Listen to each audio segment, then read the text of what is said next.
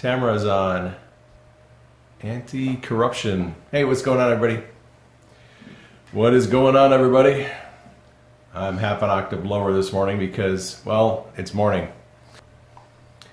Buenos dias, everybody. Hope you're all having a good morning. And if you're listening in the UK, I hope you're having a good afternoon. Oh, gosh. Busy couple of days. I've been doing some research on the second or third Q book. I'm not sure which one it's going to end up being. Looking into the Las Vegas shooting. For those, bonjour. For those of you who are interested in the progress I'm making on the Q books. Denise is still working on the cover designs for the books. And we're having a hard time coming up with a design that works for us. But she'll come up with something. She always does. It usually takes her, she'll come up with 5 or 6 concepts for a book cover before we find something that we like. So it's just a matter of her running a bunch of ideas through, getting some concepts up there, and then finding something that we like. And once we get a concept that we like, we'll consider publishing our first Q book. Answers on Las Vegas, yes. I was in the second book, Q book. I think I'm gonna have a chapter on Las Vegas. There's going to be a chapter on 9/11 as well. And I'm not much of a conspiracy theorist myself. I'm not much of a truther. I don't really get into that stuff. But Q has had quite a bit to say about those two subjects. Not anything like super overt, like here is what happened. Q will ask you 25 questions and then say, speculate, what do you think happened? So I've been going through the Las Vegas shooting stuff, reviewed Mike Closer's video and reviewed some stuff on Reddit, and I actually read a lot of the FBI report on the Las Vegas shooting. It's available online as PDF. It's like 125 pages. And I've just been plowing through that thing, looking at what the FBI came up with when they did their investigation. I'm finding some very concerning things in the FBI investigation. Some omissions, things that were not mentioned or not investigated, that I think are highly suspicious. Anyway, that is not why I called you here this morning. That's not what this broadcast is about. But it is. I will be covering all that stuff, all the major themes that Q talks about in his posts.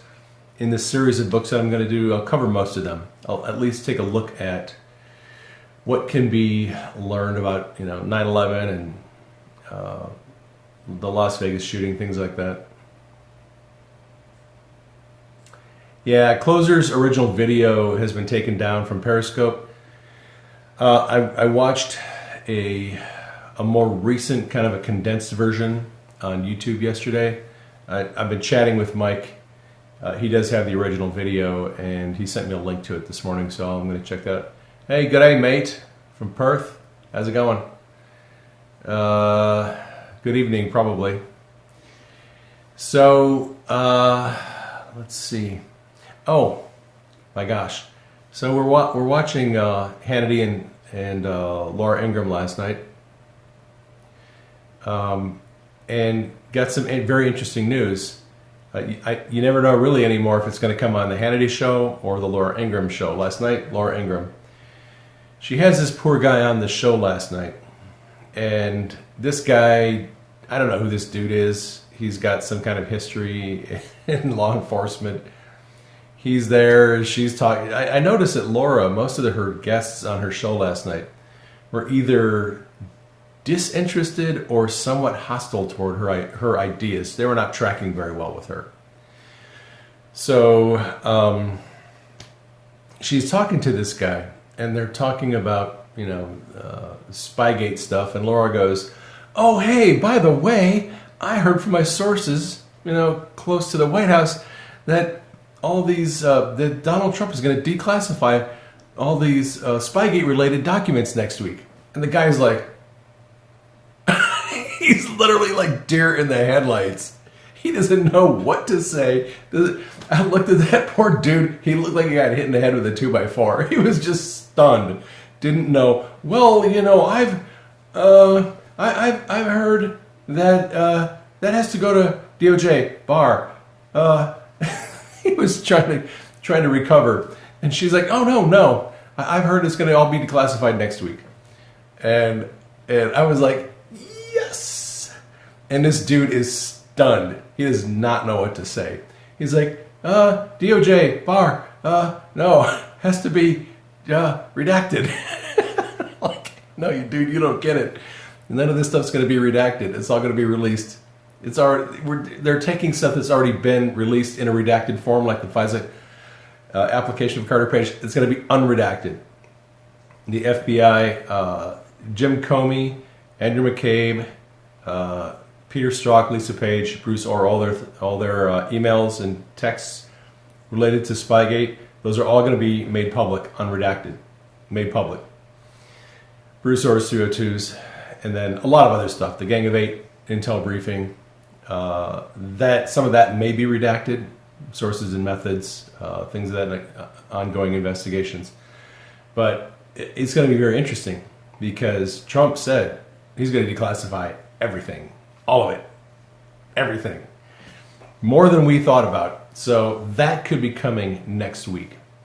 And that would make sense because Q has indicated that we're going to get the FISA declass and then we're going to see the OIG report. We're looking at the OIG report probably in about a month.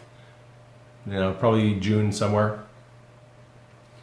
So we've been anticipating the declass to come pretty soon. And according to Laura Ingraham, could be coming next week. How about that? Wouldn't that be awesome? All right. And I'm going to keep this scope short because I got work to do. I got to get working on these books, these Q books. DeGeneva, Jordan Meadows, Nunez, Sanya Carter, and Solomon are all dropping bombs. They are. I'm loving watching all these shows with Sarah Carter, John Solomon, Joe DeGeneva, even Laura Ingraham sometimes dropping these bombs. It's great. It's awesome. All right, I want to tell you about a dream that I had last night. This dream is kind of consistent with a lot of the dreams I've had lately. The God's been showing me prophetically a lot of things that are coming that we can see. We're going to expect to see. It's a very interesting dream. In the dream last night, I was looking at cases. I was looking at documents that I knew were cases involving corruption. And they were Department of Justice cases, possibly grand jury cases, I don't know. But they involved corruption, and they had not yet been made public, but they were going to be made public. And I was looking at all these different cases, and I was kind of just viewing them, and I have these dreams where I'm not actually like reading page by page the documents. In dreams, which are spiritual experiences, you just know things. When you meet somebody in a dream, you just know them. Oh, I know you, you're familiar. They don't have to say anything to you. You just know things about them. That's how dreams typically are. Dreams are spiritual experiences in which information is conveyed through thoughts, right? God conveys things to you through thoughts, not through words. And that's how you know dreams are spiritual experiences. Because you can get information without anyone actually telling you that information, right? And that's spiritual communication. So in this dream, I was looking at these cases, and I just knew what these cases were about. They were about corruption, high-level corruption, actually frightening levels of corruption.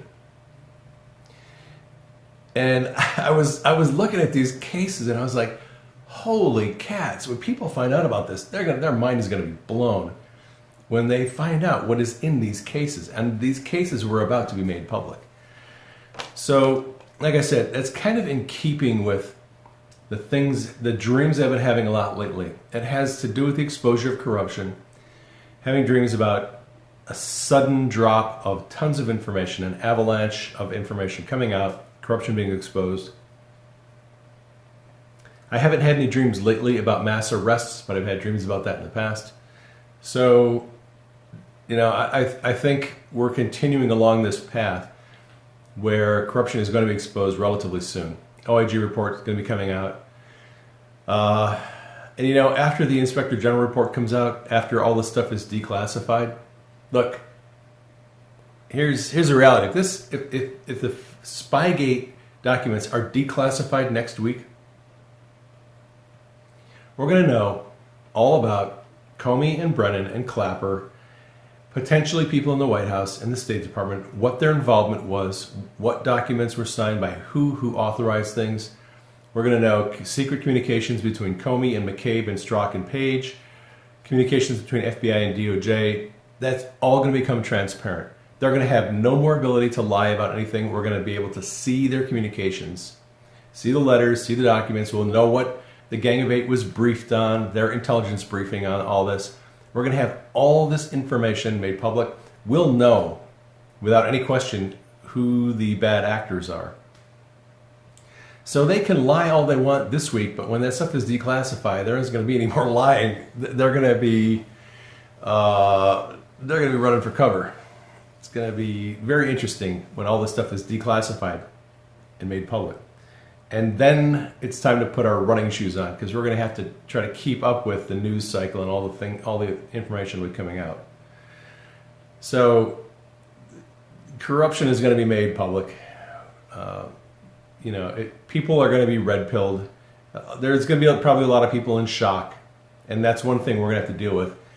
Normies who are not hip to what's going on, people who are watching CNN and have been believing the false narrative for the last 2 years, we're going to have to gently bring them up to speed on what's happening, what's really been happening.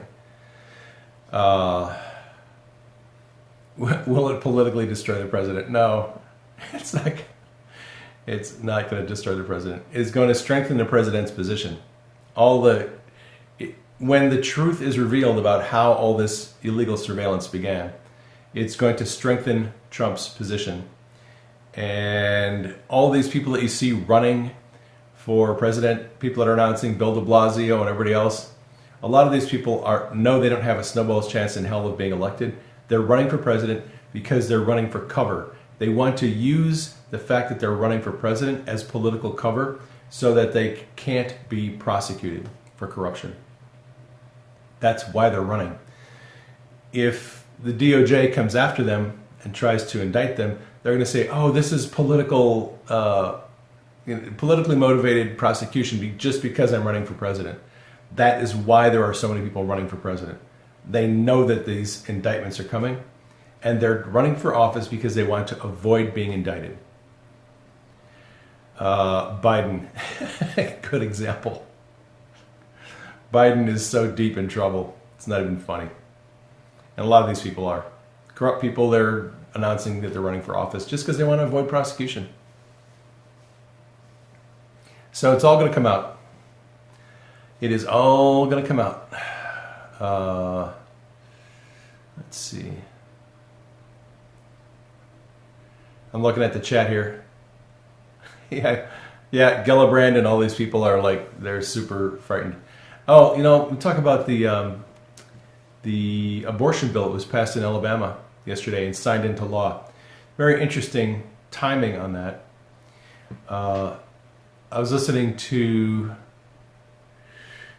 let's see, I listened to Hannity and Laura Ingraham, and Laura had Alan Dershowitz on last night, and they were talking about this abortion thing, and the sponsor of the bill said that they wrote this bill because they specifically want to challenge Roe versus Wade. That's why they wrote the bill. They want this to go to the Supreme Court, and they want the Supreme Court to take it up and have a chance of overturning Roe versus Wade. So Dershowitz was on last night, and he was talking about how he does not think this is going to challenge Roe versus Wade. That Roe versus Wade is going to stand its legal precedent. It's not going to be overturned. Well, I wouldn't be too sure about that. I wouldn't be too sure about that, especially if Ruth Bader Ginsburg departs from the Supreme Court, and Trump gets to appoint another judge to replace Ruth Bader Ginsburg. If Ruth Bader Ginsburg is gone and Trump's replacement is on the Supreme Court when this law gets to the Supreme Court for challenge, it's going to be a different story. And if the corruption crackdown takes out a couple of other Supreme Court judges and Trump gets to replace them, I guarantee you this Roe versus Wade will be challenged by the Supreme Court. It'll be looked at and possibly overturned. So my money is if they plan this strategically and if they time this well, at some point in the future, I think we're going to see a challenge to Roe versus Wade, and I think the longer it goes on, the better the chances are, because Trump is eventually going to get more appointments on the Supreme Court. So we'll see how that goes. Yeah, there's a lot of people that are interested in finding out what Roberts, Chief Justice, if he's compromised, at what level he might be compromised, what's going on at the FISA court. Is Rudy Contreras, the FISA judge who was recused from General Flynn's case, he's also a FISA court judge, is he compromised? What level of involvement and corruption is there going on in the courts? You can't believe that there's no corruption in the courts at all. I would imagine there probably is. And I would imagine we're probably going to get to the bottom of that too. So there's a lot of interesting things going on coming up in the next year. All the corruption is going to be exposed, no matter where it is. And I'm going to leave you with one thing to think about. Lisa May dropped this, I think this morning. It's an old post from Q, and it talks about how the deep state is trying to wall off the corruption investigations and contain it to the Department of Justice and the FBI. They're trying to put a firewall around the damage and contain all the suspicion to the FBI and the Department of Justice. And Q said, do you think that only the FBI and DOJ were involved in Spygate? Why are they trying to wall this off and contain the damage to just the FBI and DOJ? They don't want it to go to the White House. They don't want it to go to the State Department. They don't want the CIA being looked at. They want to contain the investigation to FBI and Department of Justice. They want to make this a fight between Loretta Lynch and Jim Comey, between Bruce Ohr and Lisa Page and Peter Strzok. They want to keep the energy focused on FBI and Department of Justice, but it goes way beyond that. We know that CIA was involved in all this. Brennan is the one who was pushing the dossier to Harry Reid. Harry Reid took it and gave it to Comey and pressured Comey to start the investigation. A lot of this started with the CIA, but we also know that it's very likely Obama was the originator of this. Obama told Brennan, let's get this going. So it's going to go far outside the FBI and Department of Justice. They're not going to be able to wall this thing off. It's going to State Department, White House, CIA, other intel agencies. This corruption is spread around a lot, and it's going to be exposed, all of it. Gina is cleaning house. I hope so. I really do believe. I think, like I said in my previous scope a couple days ago, I think that Trump picked Pompeo because he trusts him as a CIA director. I think Pompeo was in the CIA for a year, did an assessment on what needed to be changed, what needed to be reformed, and then they picked somebody that they could trust to make those changes and to help get rid of all this corruption, and I think that's Gina Haspel's job. I see no reason not to trust Gina Haspel at this point. So, I'm not a big person on you have to trust this person. I trust Trump, and I trust that he is picking the people he wants for department heads. And if somebody screws up as a department head, General Mattis, they're gone. There's a lot of department heads that have been kicked to the curb already because they wouldn't do what Trump wanted them to do. So, Doug Collins, yeah, we're keeping an eye on Doug Collins. He hasn't released any more transcripts yet. Don't know when he will. He could release a transcript today or tomorrow. We don't know. I think the transcripts are very interesting. I want to see the declassified documents. That's the stuff that I really want to see. The congressional transcripts help piece together the Spygate operation, individual people's involvement, things of that nature. It helps confirm theories that we've been working on, or it helps us correct theories that we've had about what's been going on. But the documents, the 302s, the emails between Comey and McCabe especially, I think. McCabe was heavily involved in this on the FBI side. He was a guy who really hated Trump and wanted him out.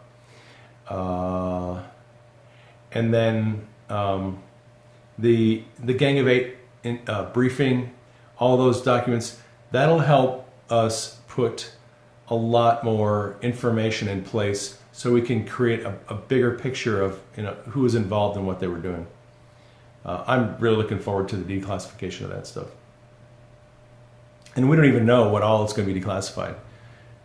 Trump just said, I'm going to declassify it all, everything. And Laura Ingraham confirmed last night, everything, all the documents related to Spygate are all going to be declassified. Whatever can be declassified probably will be. So we're going to have an avalanche of information exposing. They never thought this stuff was going to ever see the light of day. Adam Schiff never thought any of this stuff was going to be exposed or declassified. They thought they had Trump where they wanted him, and they thought this stuff would never see the light of day. So we're going to see a lot of embarrassing things coming out. Get your popcorn ready. That's correct. Trump said that in an interview with Sean Hannity a couple of weeks ago. He did his first interview with Sean Hannity after the Mueller report, and he told Hannity said, look, we know that you plan to declassify Bruce Orr 302s, the emails between Comey and Strzok and Page, the Gang of Eight intel briefing, all these documents, the 5 buckets. And Trump said, yeah, I'm going to declassify that and a whole lot more than anyone has even thought of. He has said a couple of times publicly he's going to declassify everything, way more than anyone was expecting. So we are going to get a lot of information. I have no idea how much is going to be declassified. It's going to be a lot of information.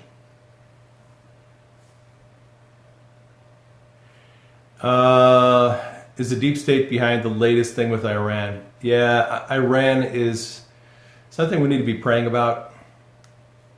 I haven't seen anything. The Lord hasn't given me any dreams on Iran lately. But Iran is a bad actor. They have been under the control of the deep state for a long time. Trump and Pompeo are trying to work with Iran and their leaders to get them out from under the influence of the deep state. We'll see how that goes. Keep those guys in prayer. The Iranian people want freedom. They're tired of this oppressive regime. Tarmac tape. I'm waiting. I would love to see the tarmac tape dropped. That would be awesome.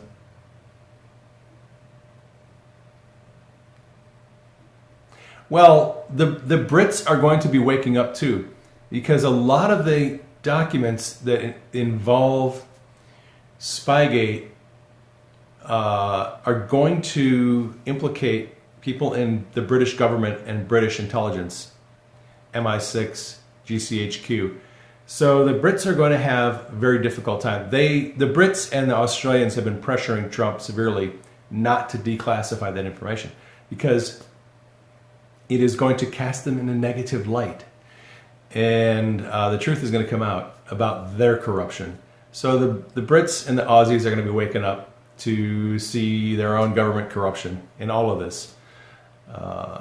They interfered in a U.S. presidential election. Tried to make sure Trump wouldn't be elected. Ken White says, I was given a vision on Iran. What is an Iranian dish made with chicken? Question mark, says they eat. Ken White was given a vision of Iran. What is an Iranian dish made with chicken? That's interesting. Hey, Ken, why don't you send me a DM about that? Oh, by the way, Ken White, the Southside Unicorn, He did another podcast last night. I saw it late after I got done watching Laura Ingraham. I was too tired, and we crashed. But Ken, I will listen to your broadcast this morning, your podcast, and I'll put it out on Twitter. Ken does some really good broadcasts. For those of you who are not familiar with Ken, he does a podcast called the Southside Unicorn. It's on Spreaker, and it's just good stuff. We like it. He's a very good, articulate, thoughtful broadcaster. But I'll post his podcast, last night's podcast, out on Twitter. Ken White 4444. You guys should follow him on Twitter. Check out his podcast. He is Ken is former retired Air Force, former law enforcement, and has some very good insights. He's a Christian. He is a conservative, Trump supporter. I really enjoy listening to him. He puts my mind at ease, and he makes me laugh, and he's just an all-around good guy. Okay, on that note, I'm going to let you go. Got to get bouncing. Got stuff to do. Got books to write. Love you all. Take care. I will catch you on the next broadcast.